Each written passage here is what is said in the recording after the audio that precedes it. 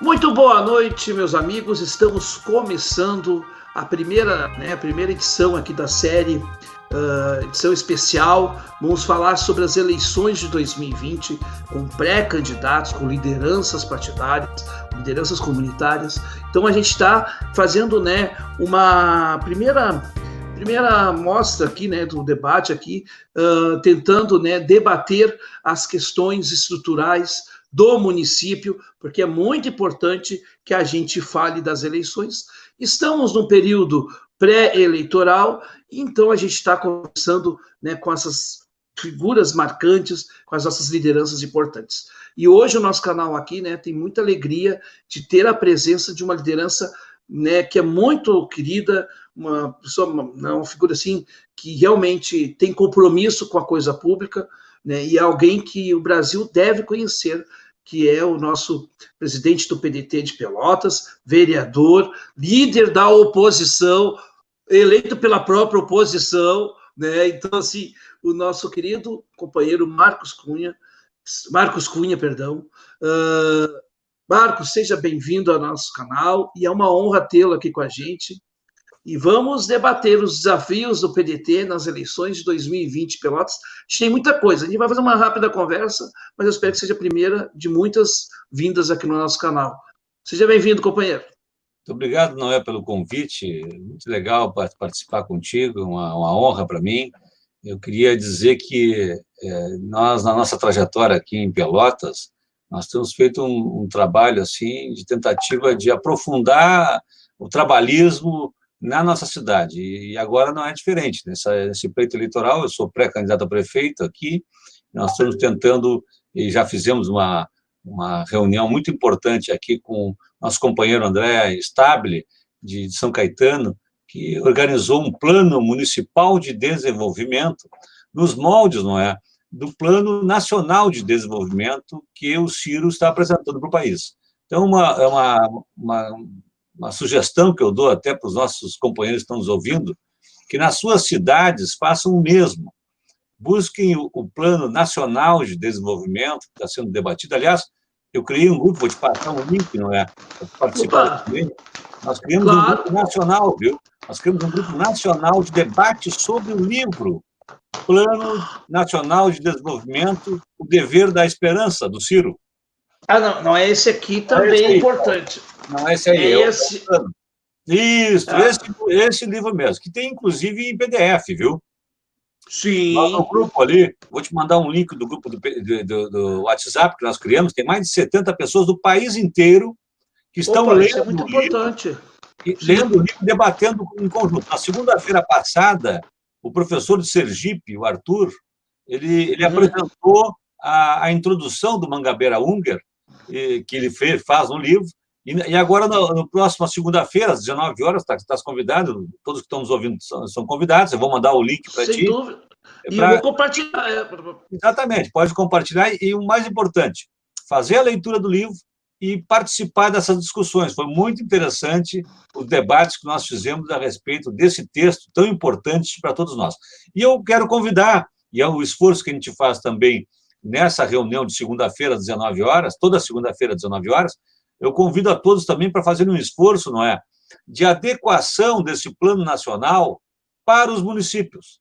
Nós estamos num ano eleitoral e estamos produzindo, agora mesmo, nesse exato momento, o Diretório Ampliado do PDT de Pelotas está debatendo as propostas para a confecção do nosso Plano Municipal de Desenvolvimento, que nós estamos recolhendo da onde? A inspiração desse livro do Ciro, do Plano Nacional de Desenvolvimento, O Dever da Esperança. Aliás, eu que fui militante da década de 90, presidente da juventude do PDT aqui em Pelotas, e brisolista, entrei na política, não é? Assim, uma curiosidade, eu entrei na política porque eu fui de caminhão para o Rio de Janeiro, eu tinha 16 anos de idade, chegando ao Rio de Janeiro, uma aventura de guri, né? Vou de caminhão. Peguei uma carreta aqui, na época, um 112H, na época era um baita caminhão, levando toneladas de arroz de Pelotas, levando para o Rio de Janeiro, e eu peguei carona, e digo, não, vou até o Rio de Janeiro, vou aventurar e tal. Na Baixada Fluminense subiu o morador do morro, E eu perguntei, curioso, né? Mas que estranho, vocês elegeram um governador gaúcho no Rio, mas eu não conhecia nada do Brizola ainda, mas por que vocês elegeram? E como é que é esse governador? Como é que é? Está sendo bom governador? Eu perguntei para o morador da Baixada Fluminense. E ele me disse, olha, o pessoal do centro do Rio não gosta dele, não. Mas eu hoje subo o morro de escadinha, tenho bica d'água na frente de casa, luz elétrica, meu filho chega cansado do CIEP, nem precisa apanhar. Aquilo ficou Olha, para mim, não é uma coisa assim, aquilo ficou reverberando na minha cabeça, aquilo ficou marcado para mim. E aí, o que aconteceu depois? Eu fui ao Rio ah, e visitei um CIEP, não é? Visitei um CIEP. Aí sim, que, aí eu vi uma imagem revolucionária. Eu vi uma escola de rico voltada para os pobres. Uma escola com tudo que é de bom, piscina olímpica, o ginásio de esportes, tudo bonitinho, tudo pintadinho, cheiroso, iluminado, tudo ao contrário do que nós vemos geralmente numa escola pública, infelizmente, que foram abandonadas, né? Mas uma é escola, verdade. o CIEP, ao contrário, era um lugar assim que enchia os olhos da gente. E vendo assim, no pé do morro da Baixada Fluminense, naqueles morros pobres do Rio de Janeiro, e aqueles gurizinhos negros, assim, tomando conta do ambiente, uma visão, para mim, revolucionária, que era exatamente o que nós precisaríamos fazer no nosso país. Pegar os mais pobres, aqueles que mais precisam, e dar para eles uma escola necessária, né? Como dizia o Darcy Ribeiro, uma escola que realmente ensine, que realmente acolha, que realmente eduque toda uma geração, né, de crianças que estão abandonadas à própria sorte, né? Ao azar, na verdade. Exatamente. Então aquilo me mudou o rumo, não é? Eu que sou filho de uma classe média, minha mãe é doutora em filosofia, fundadora da Faculdade de Educação aqui, meu pai um radialista, fundador de rádios aqui na nossa cidade, na nossa região, ele fundou a rádio de Passo Fundo também, a rádio da FURG, e ele sempre trabalhou Olha nessa só. área, fundador da Rádio Universidade, da Rádio Federal FM. Meu pai era um radialista, homem de jornal, de jornalista, e um entusiasta dessa área. E a minha mãe, uma intelectual, uma livre-docente em filosofia, que fundou aqui, junto com outras professoras, a Faculdade de Educação na Universidade Federal de Pelotas. Então, eu cresci nesse ambiente, que era um ambiente muito cultural e até de debate político, mas ninguém tinha, aquele momento eu não conhecia, ninguém tinha assim uma participação efetiva partidária, né, na política local. Ao contrário, era um momento que estava saindo ali da ditadura e as pessoas tinham até medo que a gente tomasse partido, né, porque significava muitas vezes prejuízo na sua carreira, prejuízo na sua vida privada, né? Isso sempre Sim, foi sempre uma constante para nós, né? Então, essa viagem ao Rio, eu volto de lá e volto de lá já convencido de que eu precisava ouvir mais o Brizola e seguir os passos do Brizola. E assim eu fiz. Entrei na juventude do PDT e, inclusive, eu te disse, né, eu fiz até naquela época, estudante de sim. história, Olha que fizemos maravilha. um pequeno livreto, né, de campanha para o Brizola com um pouco da vida dele, a trajetória dele. E eu tive a oportunidade de ir a muitos encontros e assistir o Brizola pessoalmente, e ao Darcy Ribeiro, e essas figuras assim que são marcantes, né, revolucionárias mesmo da nossa história.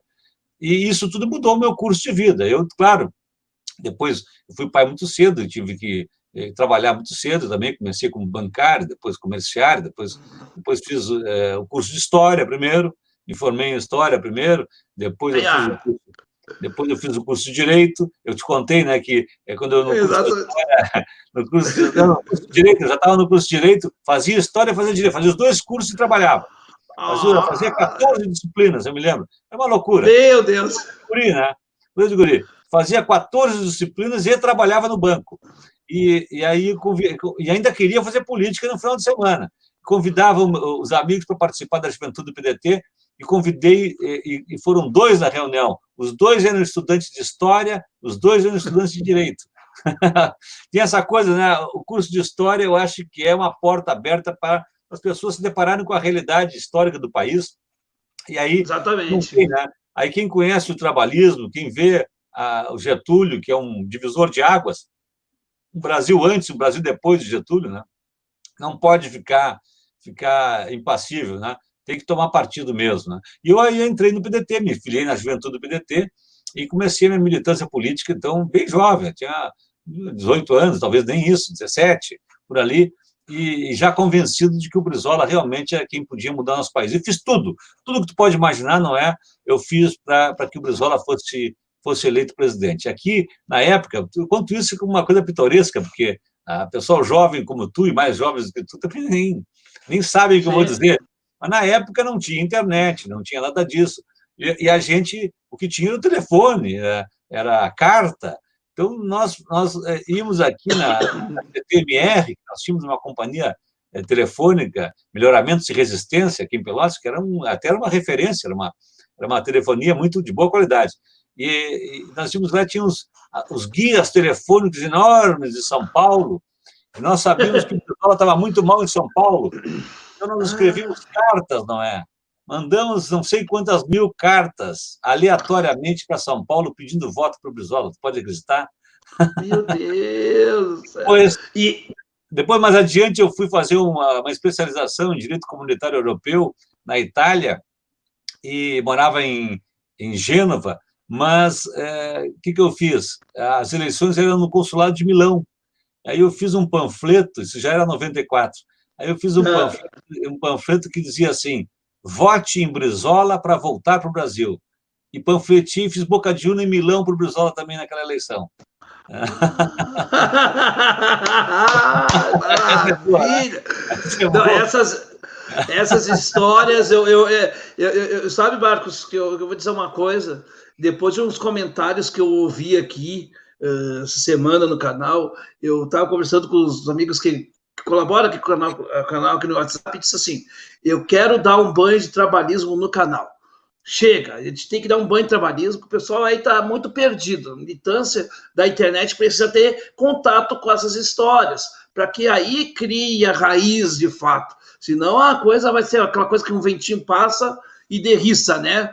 Como diz aqui o pessoal aqui, o gaúcho. Então, assim, e aliás, vento é o que mais tem na região sul do Rio Grande do Sul, né? Eu passei Em 2012 eu passei um frio que, olha, eu nunca pensei que eu tinha passado tanto frio da minha vida. Cheguei, né, no Rio Grande e disse assim: não, vou ligar o aquecedor. Disse, eu sou do Rio Grande do Sul, sou de Porto Alegre, pô. Aí ele olhou para mim assim: não, acho que vou ligar. Tudo bem. Aí eu liguei para não ser deselegante. Mas aí eu vi, eu achava que eu tinha passado só o ventinho da Farrapos, da Avenida da Farrapos, do Lago Guaíba. Mas é muito, muito, mais a 1000 vezes, né? Mas eu adorei Rio Grande, adorei Pelotas, é uma região que eu gosto muito. Eu sou suspeito, eu sou daqui mesmo, na minha região, né? É de onde eu cresci toda a vida aqui, quer dizer, indo tomar banho no cassino, né? Aqui no Laranjal, minha infância toda na região mesmo, né? E tenho amigos aqui, cheguei a dar aula na FURG também, em Rio Grande, eu fui professor da Universidade Católica, aqui no curso de Direito, durante 24 anos, mas 2 anos eu dei aula no Direito da FURG também. Então, eu ia muito lá, Rio Grande, tenho familiares, amigos, a minha filha, namorada de Rio Grande, então eu tenho uma grande vinculação com o Rio Pelotas Grande. E Rio Grande são muito ligadas, né? É verdade. No Novo Hamburgo e São Leopoldo, né? Exatamente. Se nós pensarmos dessa forma, o eixo Pelotas-Rio Grande são 600 mil pessoas, praticamente, né?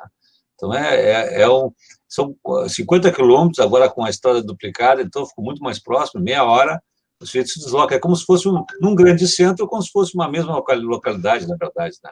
São duas cidades que se complementam, né? Exatamente.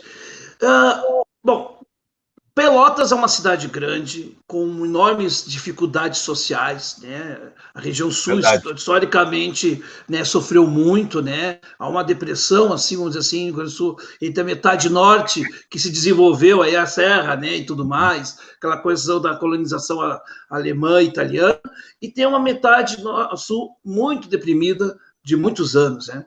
O que também a metade norte do Rio Grande do Sul hoje tem suas depressões. Eu falo de São Leopoldo com muitas carências, né? Tem bairros aqui em São Leopoldo que não tem esgoto ainda direito, então imagina, né? E uma cidade tão antiga quanto. Então, Pelotas também tem esses problemas de saneamento, problemas de educação, a questão da violência, a questão de os acessos a Pelotas hoje ainda é um problema, né? Melhorou, mas tem muitos problemas ainda. Né? Esse grave entrave aqui, que é esse contrato com a Ecosul, né, que é o Polo Pelotas de Pedágio, que, na verdade, cria um cinturão aqui em torno do superporto de Rio Grande, né? Criando uma situação completamente assim de desestímulo, inclusive, a que as cargas sejam transportadas para o Porto de Rio Grande, porque é caríssimo, né? É um valor exorbitante. Hoje um automóvel particular é R$ 12, tem que pagar para ir ali. Quer dizer, então, Pelotas, Rio Grande, eu tenho que gastar R$ 25 praticamente para ir e voltar só de pedágio, em 50 quilômetros de distância. Uma coisa abusiva, completamente absurda. Agora, de onde é que surgiu isso? Tu sabe que eu estou no segundo mandato como vereador. No primeiro mandato, nós fizemos uma mobilização, não é? Que reunimos 57 vereadores de todo o estado do Rio Grande do Sul, claro que fortemente dessa nossa região aqui. Fomos ao Piratini levar um abaixo-assinado para o governador, pedindo ao governador que fizesse uma licitação no Polo Pelotas de Pedágio. Aí o governador disse, não, mas isso não é conosco, isso aí é com Brasília. Fizemos um abaixo-assinado de 20 mil assinaturas entregando à presidente Dilma. E depois descobrimos a história, como é que foi mesmo, não é? Eu vou contar para vocês a história do Polo Pelotas de Pedágio, rapidamente, para vocês verem como é que as coisas funcionam no Brasil e aqui na nossa metade sul. Era governador, na época, o governador do PT, Olívio Dutra, quando venceu o contrato estadual, que era estadual, era um polo regional estadual, venceu o Polo Pelotas de Pedágio, e ao invés do então governador Olívio Dutra fazer uma licitação nova, abrir uma licitação, ele devolveu essa praça para o governo federal. E quem era o ministro dos transportes à época, não é? Eliseu Quadrilha. Eliseu Padilha. Ou Eliseu Quadrilha. Os mais íntimos. Para os mais íntimos, né? Então, esse Eliseu Padilha, ele era o ministro, sabe o que ele fez, não é? Ao invés de fazer a licitação, ele simplesmente prorrogou até 2026, sem licitação, aquele contrato antigo, em moldes completamente abusivos, já na origem. Naquele mesmo momento, não é? As novas licitações estavam cobrando R$ 2, R$ 3, R$ 4, e o Polo Pelotas de Pedágio já era 7, já era 9, entendeu? Bom, nós fizemos uma grande mobilização aqui, à época conseguimos reduzir de 9 para R$ 7, foi a grande vitória. Mas agora já está 12, né? Eles continuaram aqui, nós entramos com ação judicial, tem ação judicial tramitando também, dizendo isso, dizendo que o que tinha que ter sido feito aqui era licitação, não era prorrogação de um contrato abusivo que já existia. Mas, infelizmente, está lá na história que tanto o governador de então, Olívio Dutra, lavou as mãos e transferiu para Eliseu Padilha, que sujou as mãos em Brasília, prorrogando aqui até 2026 esse polo de pedágio, que é completamente um absurdo. Então, eu participei muito disso, muito de perto, agora até tem um movimento aí para o Tribunal de Contas intervir. Quem olhar bem para isso, tiver realmente, juridicamente, fizer um enquadramento, vai ver que é realmente algo completamente abusivo, absurdo que foi feito aqui. Isso impede muito o desenvolvimento da nossa região. Se é verdade que das coisas melhores, talvez a melhor estratégia que foi feita, que a gente possa dizer assim, para a metade sul nos últimos anos, sem dúvida nenhuma, foi a colocação do polo naval aqui. Em contrapartida, colocar esse cinturão ao redor de Rio Grande quase que inviabilizou mesmo o Porto de Rio Grande, porque os outros portos são muito mais competitivos, muito mais barato, né? Transportar para outros lugares do que mandar as cargas para cá. Então, Itajaí, Santos, né? Claro. Então, nós vivemos essa realidade aqui, que é cruel, né? Porque fizeram uma porteira aqui, entregaram a chave, na hora que fizeram a duplicação, a concessionária ainda botou R$ 1 para a duplicação foi feita com o nosso dinheiro, dinheiro público, e continuaram cobrando igual, a mesma coisa como se nada houvesse, quer dizer, com a duplicação houve o quê? Houve um barateamento para a própria concessionária, porque a manutenção é menor, né? Se tem uma pista nova, agora vai numa pista velha e volta numa pista nova, quer dizer, desgaste passou a ser menor. Mesmo assim, não houve nenhum reajuste, e, infelizmente, nós estamos ainda nessa condição. Mas a metade sul, historicamente, né, ela sofreu aí uma série de questões também, não só políticas, mas também econômicas, né? Toda uma junção de elementos. E hoje, modernamente, tu sabe que eu fiz uma especialização em direito comunitário europeu na Itália, e um dos temas que me levou a estudar foi exatamente a questão dos mercados comuns, né? Estudando o Mercosul aqui, uma das questões que salta aos olhos na metade sul é o seguinte: o Rio Grande do Sul, a parte do Pampa do Rio Grande do Sul, a parte da planície, então, que tem com a pecuária, né, com a plantação do arroz, a soja, agora mais recentemente, mas essa parte do Pampa, ela é na metade sul do Rio Grande do Sul. É uma questão geográfica. Essa metade sul é que tem o clima semelhante, como tu dizias, né, ser mais frio, ter mais vento. É um clima mais parecido, semelhante com o do Uruguai e com o da Argentina. Então, os produtos que são produtos da metade sul, que nós poderíamos produzir, são exatamente aqueles produtos que a Argentina e o Uruguai produzem. E aí, o grande país Brasil, quando vai vender produtos para a Argentina, quando vai vender produtos para o Uruguai, o que ele tem que fazer na mesa de negociações, não é? Tem que dizer, olha, eu vou te vender automóveis, eu vou te vender máquinas de lavar, eu vou te vender a linha branca, mas eu tenho que te comprar alguma coisa. A balança de comercial exige. Então, quando eles vão para o Uruguai e para a Argentina vender os produtos da indústria de São Paulo, do Rio, de Minas Gerais, eles vão lá e compram exatamente os produtos que a metade não poderia produzir. Então, nós passamos a ser uma metade desimportante do estado do Rio Grande do Sul e do próprio país. Não é interessante realmente estimular a produção local, porque se estimular, eles não vão poder mais comprar da Argentina e do Uruguai o que eles têm que comprar para poder vender o que a indústria de São Paulo, do Rio de Janeiro e a indústria brasileira produz. Então, nós ficamos numa situação muito difícil aqui, porque, ao mesmo tempo, é a região menos populosa também do estado do Rio Grande do Sul, não é? Nós temos aqui 2 milhões de habitantes. O Rio Grande do Sul tem 10 milhões. Se 2 milhões são na metade sul e os 8 milhões são na metade norte, levante a mão aí quem quer fazer um investimento entre um investimento na metade sul aqui ou na metade norte, que tem 8 milhões. 2 milhões só é a população de Porto Alegre. Então, e essa é a metade sul do Rio Grande do Sul. Então, tu imagina se vai ter peso na Assembleia Legislativa, mesmo votando, mesmo que nós votássemos todos em deputados da metade sul, mesmo que nós fizéssemos esse esforço, que peso teria, né? Numa hora da decisão, a metade norte tem um peso muito maior, não só econômico, mas até populacional, né? Na hora de votar. Exatamente, até porque, mas olha só, olha o desequilíbrio das coisas, né? Veja bem, nós temos Porto Alegre e uma grande Porto Alegre totalmente desestruturada. Com exceções, assim, cidades que desenvolveram, cresceram e que têm uma condição como Canoas, até São Leopoldo, de uma certa maneira, mas tem os seus problemas estruturais. Novo Hamburgo teve o seu auge, agora tem uma decadência, né, o ciclo do calçado. Tirando a região ali do Vale dos Sinos e eixo ali de Canoas, nós temos, e Gravataí, que também é uma cidade e é pujante, nós temos cidades como Viamão, por exemplo, que já foi capital, que é uma cidade com problemas não tem desenvolvimento. E, de repente, se tivesse desenvolvimento da região sul, esse desenvolvimento poderia alavancar, inclusive, essa região, sendo que, de repente, muita dessa população poderia estar indo de volta para o sul, né, ocupando e desenvolvendo as regiões, né? Mas isso tem que ter um incentivo econômico para fazer isso. E tem que ser uma coisa pensada, estruturada, né? Aí falta, aqui no Rio Grande do Sul, um plano estadual de desenvolvimento. Isso. Porque não teve. Né?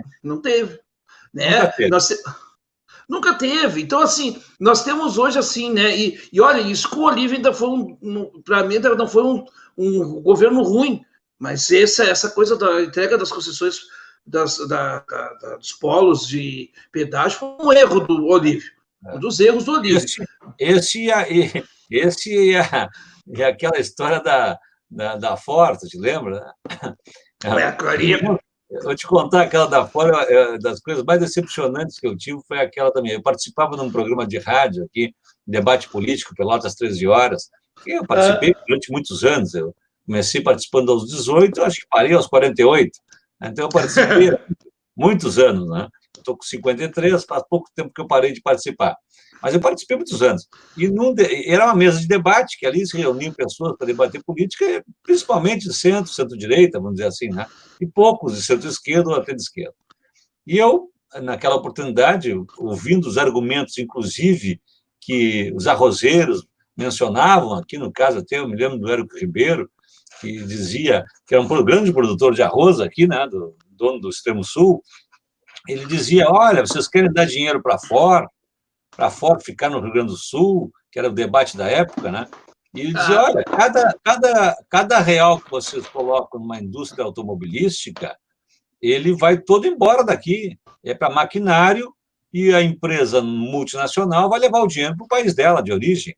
Se tu colocares dinheiro na agricultura, tu produz aqui na região um estímulo positivo e a circulação do dinheiro se dá aqui na nossa região.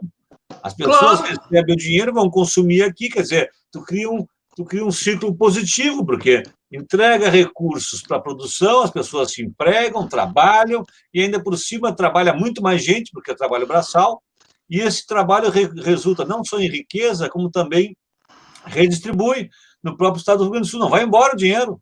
E eu achei o argumento interessante. Eu digo, olha, eu concordo, acho que realmente tem razão.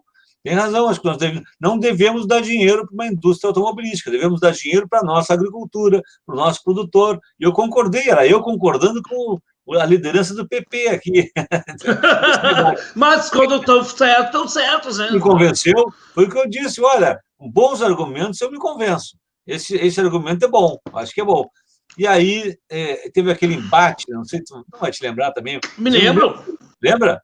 Teve aquele embate, o artista e o Olívio disse, não, vamos dar dinheiro para a nossa agricultura, 400 milhões, acho que era uma coisa assim. Não, vamos dar 400 milhões na nossa agricultura, porque a agricultura... Resultado, eu me bati por isso, defendi essa posição, todo mundo batendo no governador Olívio, que não, que absurdo, vai mandar RBS embora. Direto, né? Direto. E eu dizia, não, ele está certo, ele está correto.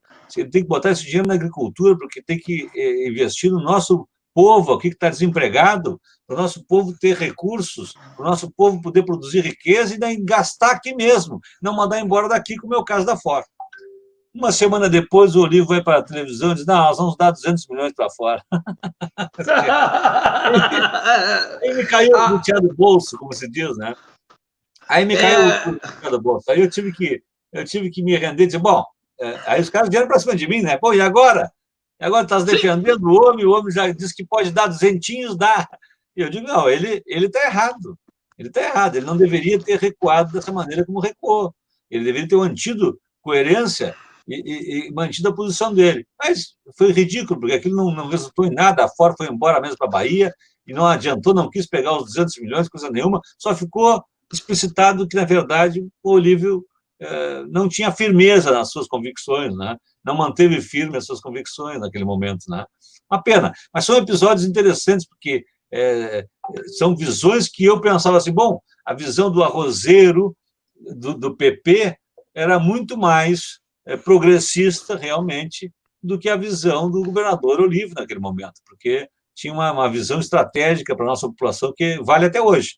Se nós investimos localmente, né, principalmente com a nossa produção sendo primária, as pessoas recebendo aquele recurso, não é um recurso que vai para a poupança, é um recurso que vai para o consumo. Quem recebe, produz e consome aqui mesmo, e faz girar a economia. Né? Isso é um aprendizado. Que é os motores da economia. Claro, é um aprendizado. Então, no nosso plano municipal de desenvolvimento, não é? Isso é muito importante. Que está aparecendo ali no debate nosso é exatamente fazer frentes de trabalho nos municípios. Ao invés de contratar empresas que vêm de São Paulo, de Minas Gerais, não sei lá de onde, para fazer as obras, que se pegue a própria mão de obra do local, do bairro, que se invista em frentes de trabalho para fazer as obras de saneamento, mas com gente da localidade, motivando aí o morador que seja remunerado para fazer a obra no seu bairro. É um jeito do dinheiro que é de todos nós, que é arrecadado pelo município, voltar para os próprios munícipes, pagando salário para aqueles que pagam imposto. E aquilo vira imposto de novo, porque aquilo vai gastar, ele vai consumir aquele recurso. Não vai pegar e vai botar a parte, vai comprar outro recurso, outro bem em outro lugar. Não, ele vai sair dali e vai comprar no bar, da esquina. O trabalhador vai comprar do bar da esquina, o outro, o do bar da esquina vai poder contratar mais um para trabalhar junto com ele para ajudar. Então, tu cria todo um mecanismo ali de incentivo a que as pessoas tenham trabalho, que eu acho que vai ser um desafio muito grande, não é? Passada essa pandemia, um grande desafio vai ser retomar os postos de trabalho que vão estar totalmente aí desorganizados, né? Então, isso está presente no nosso plano também. Frentes de trabalho para que as pessoas possam ter, do próprio município, ter no município um estimulador, né, do trabalho, em frentes de trabalho para as pessoas que vão estar desempregadas aí depois da pandemia, que a gente possa fazer aí, antecipando um pouquinho para ti, coisas que nós temos pensado no nosso grupo de debate, como é que nós podemos fazer para depois da pandemia, na eleição municipal, em sendo eleitos aí nos municípios, como é que o PDT pode pensar como revitalizar a nossa economia local.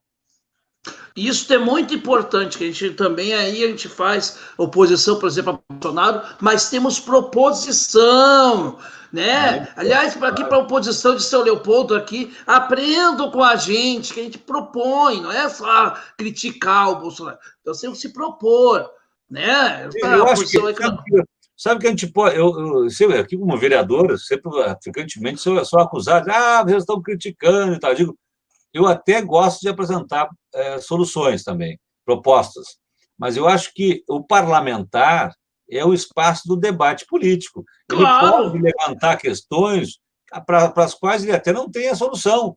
E isso não quer dizer nada que ele não possa levantar. Eu até gosto, por uma questão de estilo e até de tendência mental, assim, eu gosto de, antes de fazer a fala, já pensar como é que nós podemos resolver esse problema, né?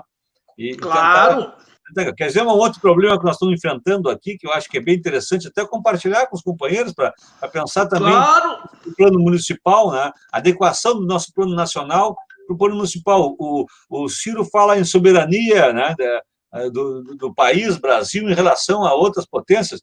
Eu acho que nós tínhamos que pensar um pouco mais nisso também, buscar cada vez mais uma soberania, aí no caso uma autonomia do município em relação aos recursos estaduais e federais, né? Exatamente. O município fica muito refém da União e dos estados, e acaba a população sofrendo com isso, né?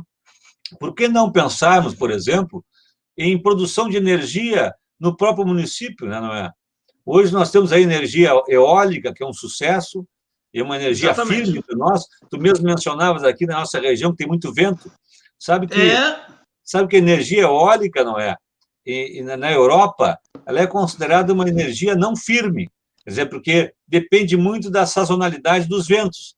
Aqui tem tanto vento, é tão constante, que praticamente a energia eólica, aqui na metade sul, ela é considerada energia firme. Por quê? Porque a constância dos ventos é tão grande que os cataventos daqueles enormes se mantêm praticamente todo o tempo produzindo, o que significa dizer que seria uma grande fonte para os municípios poderem produzir a sua própria energia.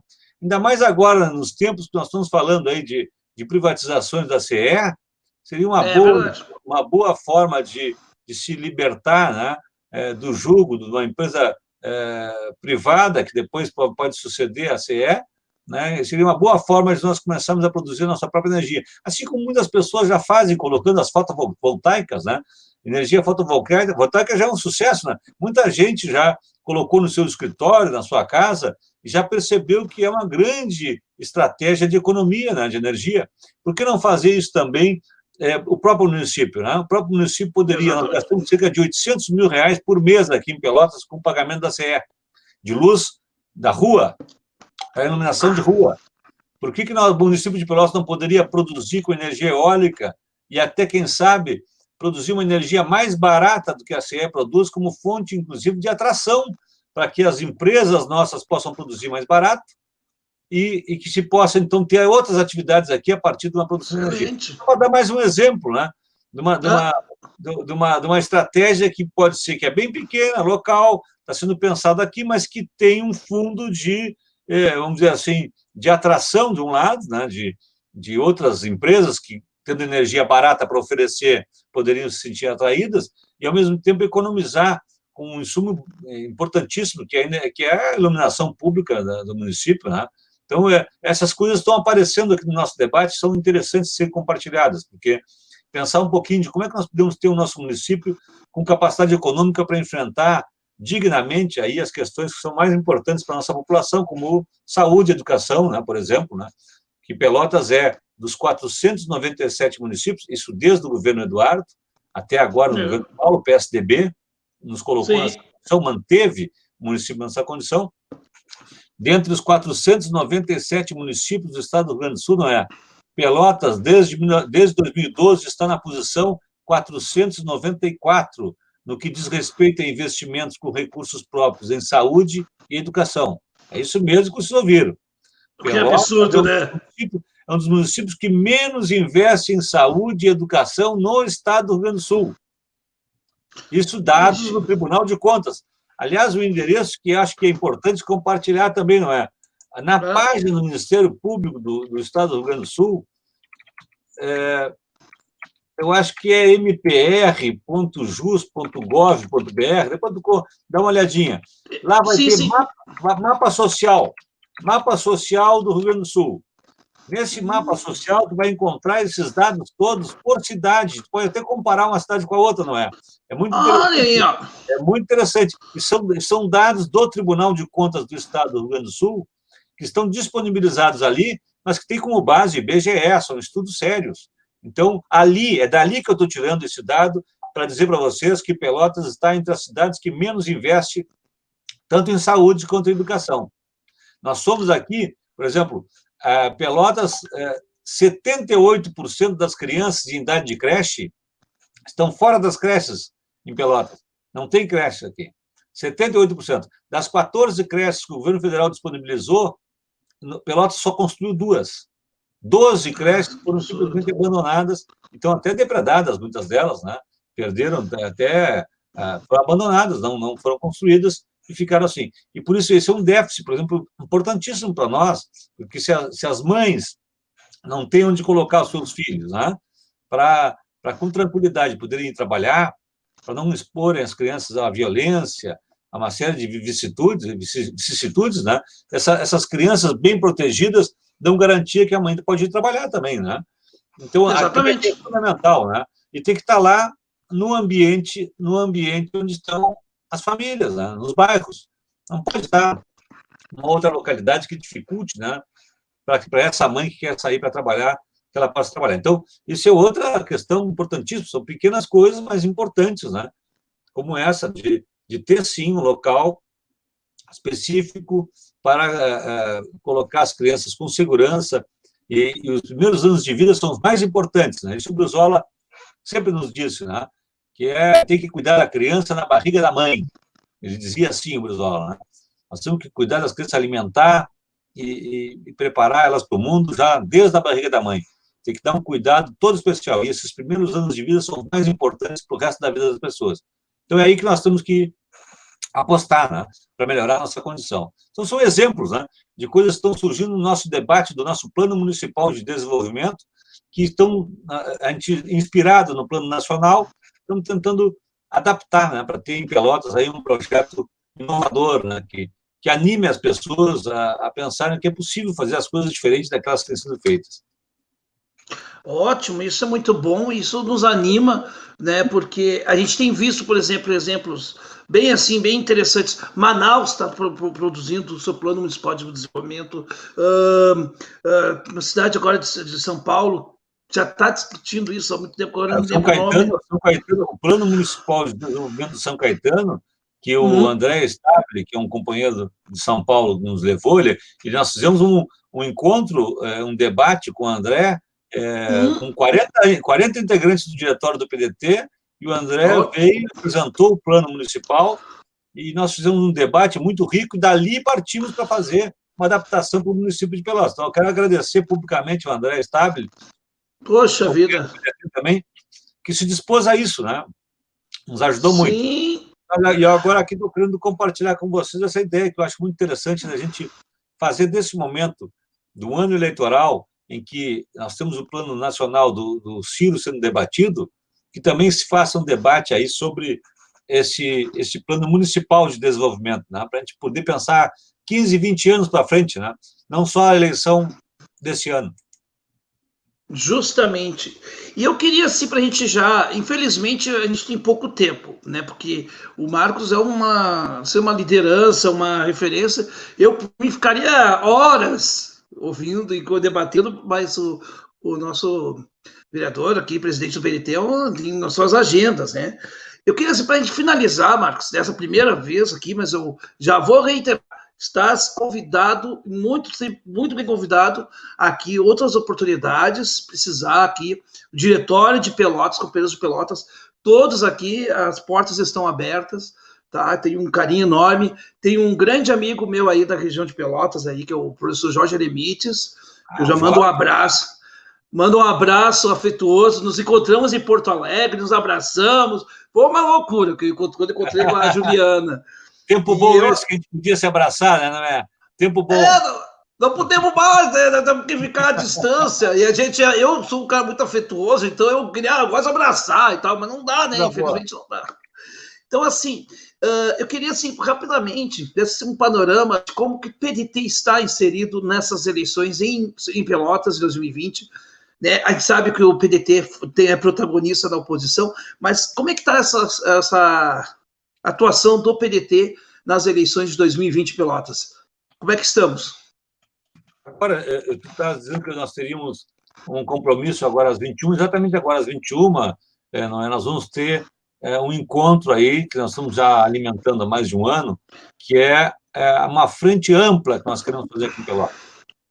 Nós estamos buscando aqui reunir, nos moldes também daquilo que o Ciro está fazendo no plano nacional, buscando as forças democráticas que realmente querem se aglutinar num momento grave da vida nacional, que nós estamos passando aí com um perigo de termos retrocessos aí brutais, até se encaminhando para um fechamento da democracia, no sentido de retrocesso mesmo antidemocrático. Nós vivemos um risco, né, de retrocesso, porque o atual presidente da República é um difamador da democracia, é um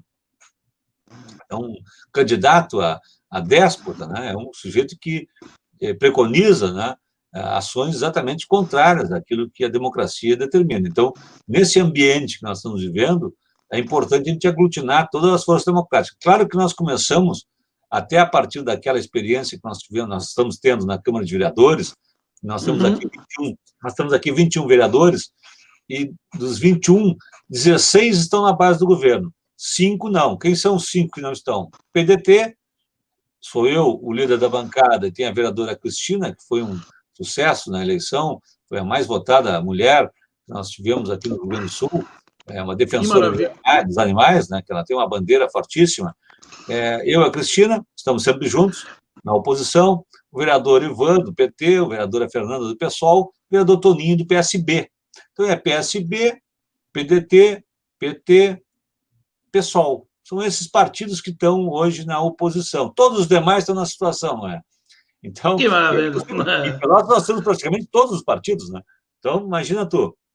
E esse grupo começou a amadurecer isso, porque nós, na verdade, nós atuamos sempre em conjunto, né?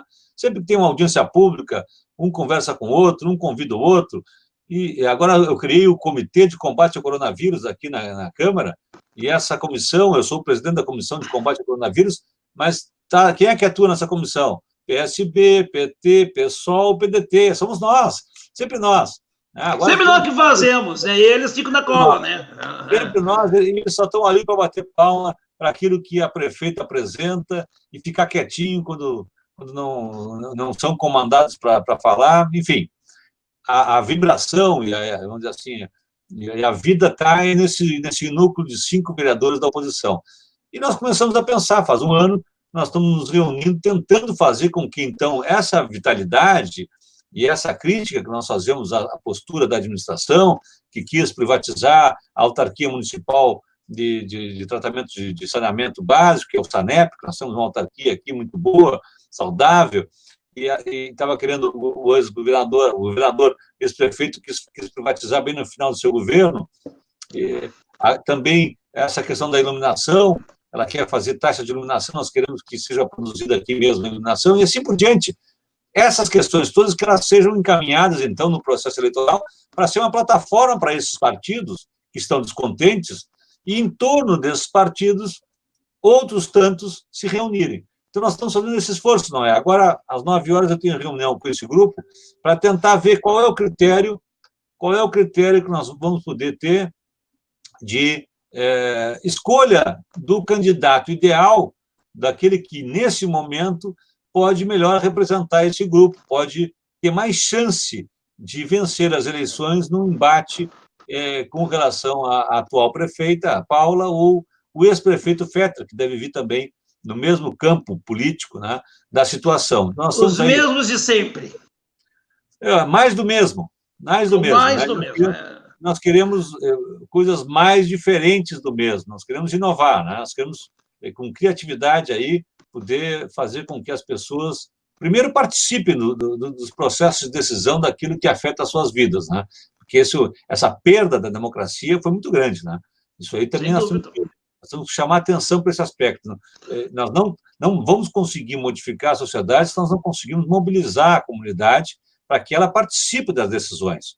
Porque se nós excluímos, deixamos só nos salões, deixamos só nas salas, no ambiente privado, né, e não atraímos a população para participar, as decisões são daqueles que têm acesso ao poder e têm poder econômico para poder bancar, né? Justamente. Então é isso. Nós estamos nessa luta aí para redemocratizar, né? Fazer isso. Desculpa.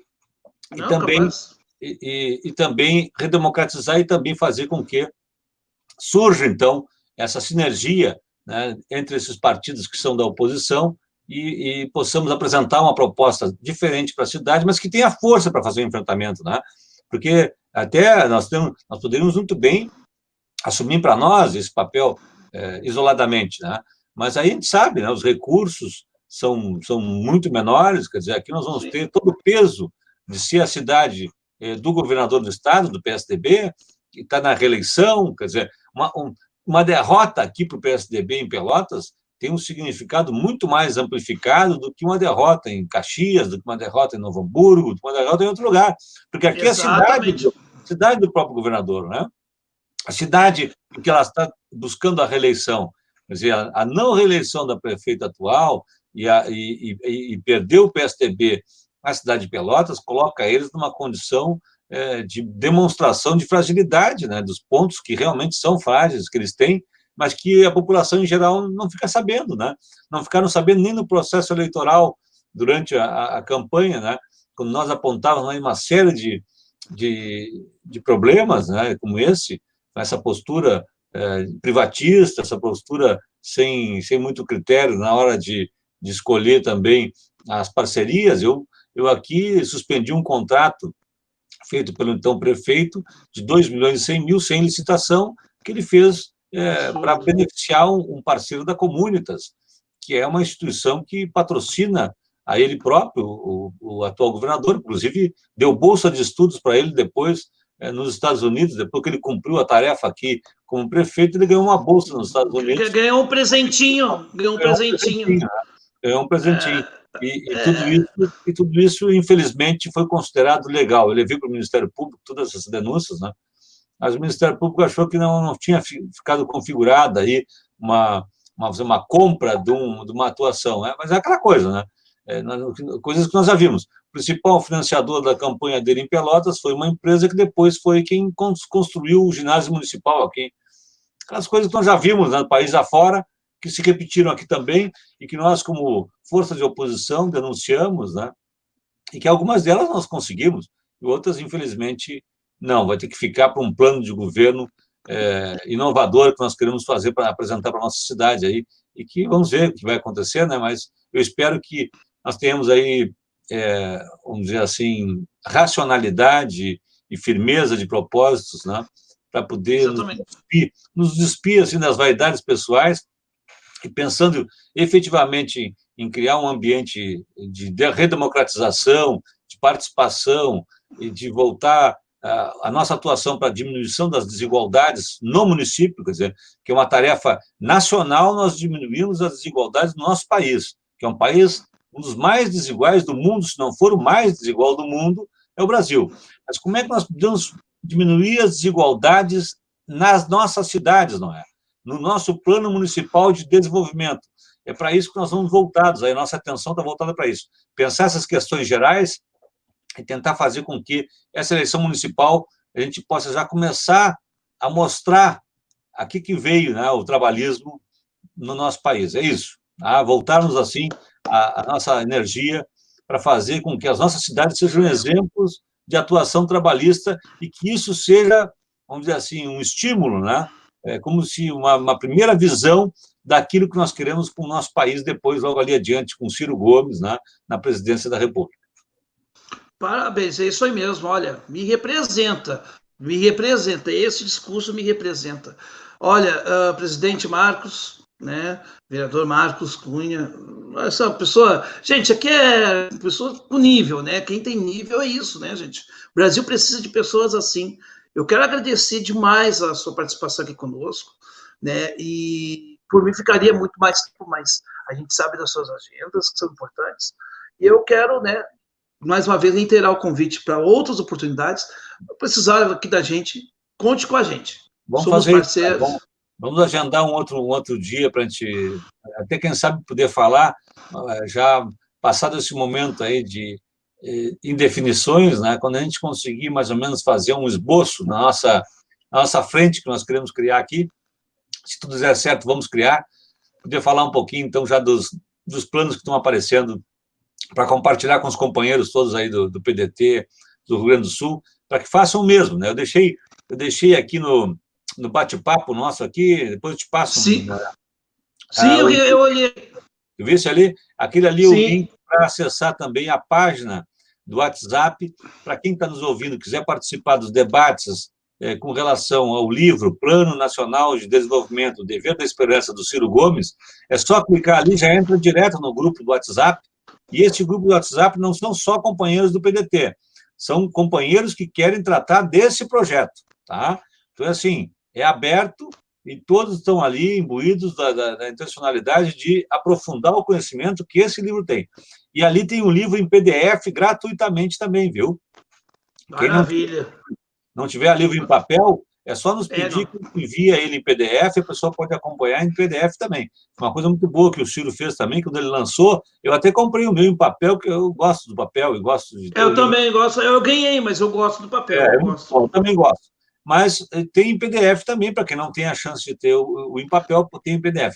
Então, é um convite que eu faço a todos vocês para acessarem o Mapa Social do Rio Grande do Sul, ali na página do Ministério Público do Estado do Rio Grande do Sul, procure Mapa Social, se encontrar a cidade de vocês, é possível comparar, e os dados ali são impressionantes, são muito atuais, do Tribunal de Contas do Estado. São chocantes, talvez, né? IBGE, importantíssimos, para quem agora vai ser candidato a vereador, vai ser candidato a prefeito, tem que ler o Mapa Social do Rio Grande do Sul. E também esse debate aí que fica aberto na próxima segunda-feira, às 19 horas, nós vamos estar nos reunindo de novo, assim, via internet, para discutir o livro do Ciro Gomes, e cada reunião é um capítulo que nós definimos, tá bem? Ótimo, muito bom. Então tá, gente. Essa foi a primeira conversa que tivemos com o nosso querido Marcos Cunha, e até a próxima edição aqui especial. Um abraço a todos e saudações trabalhistas. Um grande abraço.